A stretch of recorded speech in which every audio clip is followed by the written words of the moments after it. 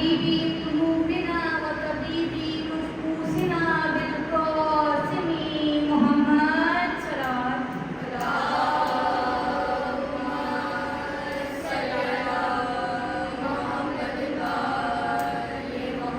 وآله الطيبين الطاهرين المعصومين المظلومين ولعنة الله على أعدائهم وظالمهم من يومنا هذا وإلى يوم الدين صلوات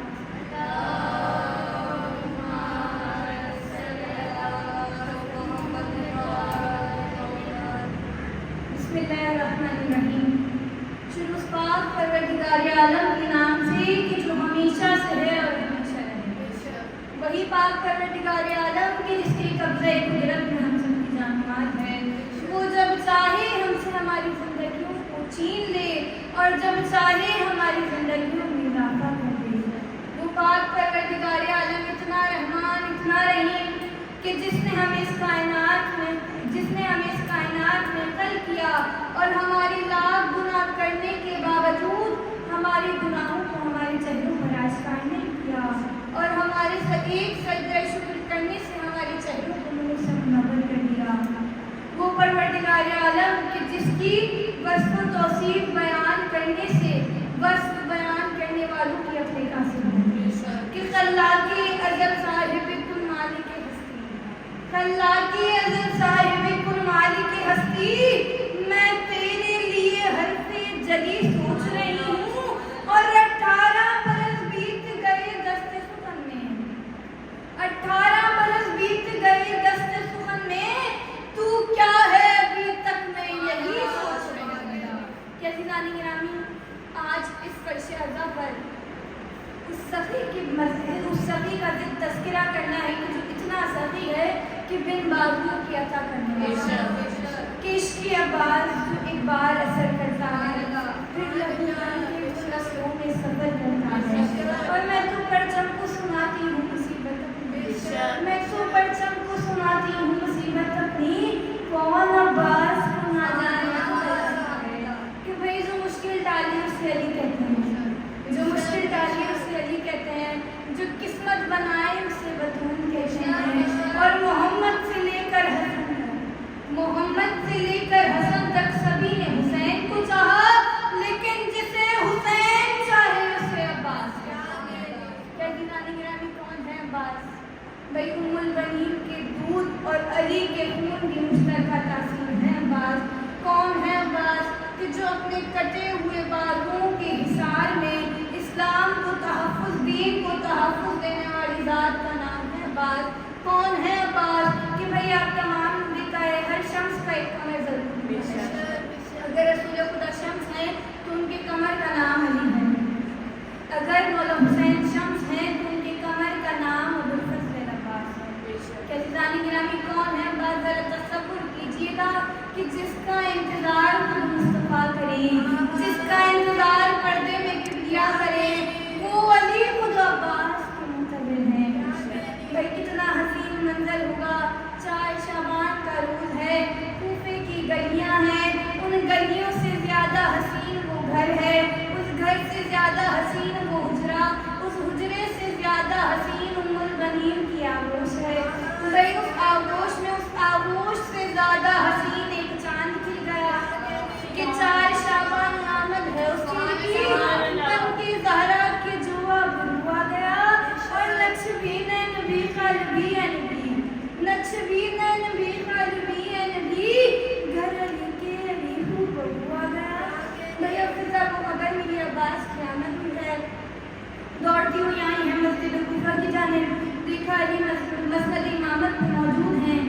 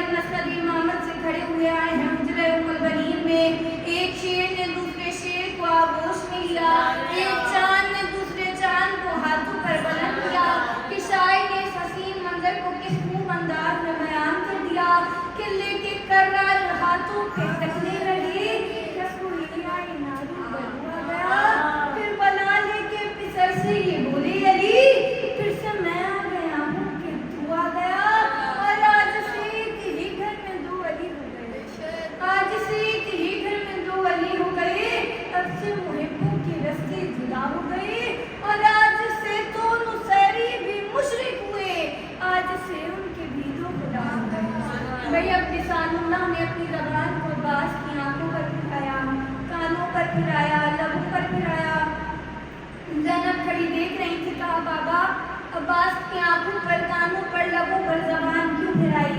کہا زینب جب کانوں پر پھرائی تاکہ حق سنے، آنکھوں پر پھرائی تاکہ حق دیکھے، لبوں پر پھرائی تاکہ حق بولے۔ بھائی اب علی نے کیا بولا؟ لبوں پر پھرائی تاکہ حق بولے۔